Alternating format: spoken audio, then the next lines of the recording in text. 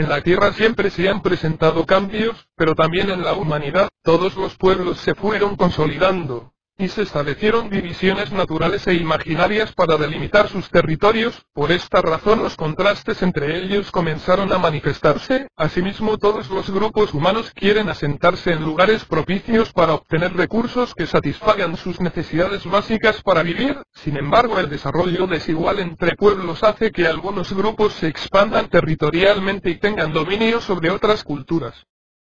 Uno de los grandes cambios en el mundo que han modificado la distribución territorial después de las guerras mundiales fue la desintegración de la Unión Soviética.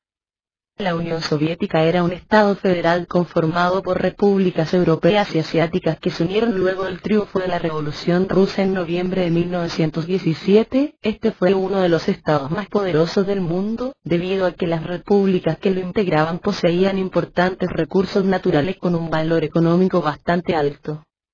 Luego de 76 años de existencia del Estado soviético, un golpe de Estado en 1991 provocó que la Unión Soviética se desintegrara en 15 repúblicas independientes.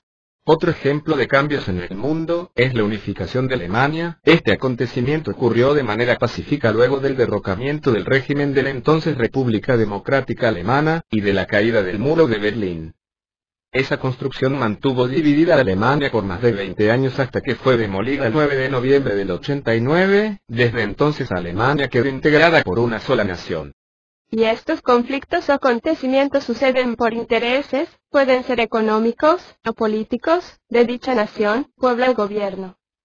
Un ejemplo es la Guerra del Golfo Pérsico, que tuvo lugar por intereses económicos de Irak. Este país quería adueñarse del territorio de Kuwait, ya que Kuwait es muy rico en petróleo, e Irak necesitaba recursos para pagar deudas de más de 80 millones de dólares a países del Golfo. En esta guerra intervino Estados Unidos a favor de Kuwait, ya que no querían que Irak se hiciera más rico. Y la mayoría de estos cambios, lo que intentan cambiar, son las fronteras de un país. ¿Pero qué son las fronteras? Las fronteras son zonas, o líneas que delimitan el territorio de un país, y a su vez, el de una nación vecina. Se dividen en tres tipos. Geográficas, que son las que se definen por algún componente del espacio geográfico, y pueden ser naturales, como una montaña o un río, o convencionales, como una barda o una muralla. Económicas, que son las que se relacionan con el tránsito comercial, que se da entre una región y otra. Y geopolíticas, que se definen por la importancia estratégica del territorio.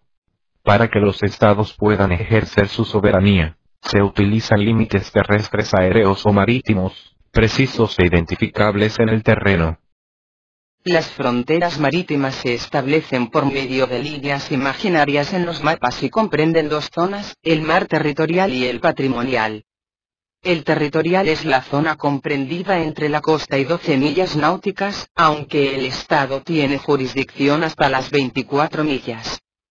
Y el patrimonial constituye a una zona exclusiva de 200 millas náuticas y el Estado se reserva el derecho de explotación de pesca y de recursos de dicho espacio. También tiene derecho de proteger el medio ambiente marino y realizar investigaciones científicas.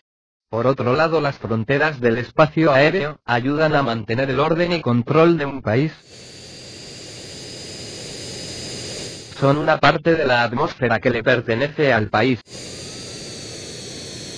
Por ejemplo, si un avión extranjero quiere pasar por un país determinado, debe de pedir permiso o el país considerará este avión como invasor y tiene derecho a derribar la aeronave y a matar al piloto. Esto debe hacerse por la seguridad del país.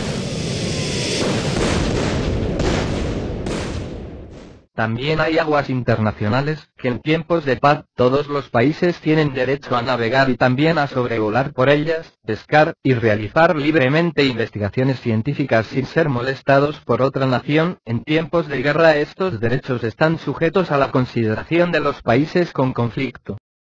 Los conflictos bélicos siempre han estado presentes en la historia de la humanidad. Las causas suelen ser históricas y étnicas, o por intereses. Un conflicto bélico es el enfrentamiento organizado entre dos grupos humanos en el que se utilizan armas y estrategias para combatir. Regularmente esta acción tiene como fin conseguir un espacio o un recurso. Hoy en día se presentan decenas de conflictos bélicos en todo el mundo y las consecuencias afectan a la población. Algunas de estas son pobreza, muertes, enfermedades, falta de vivienda, entre muchísimas más. Algunas instituciones como la ONU se encargan de evitar este tipo de conflictos, para proteger a la población mundial, ya que todos los efectos de esto son malos, y si se gana, se habrá perdido más de lo ganado.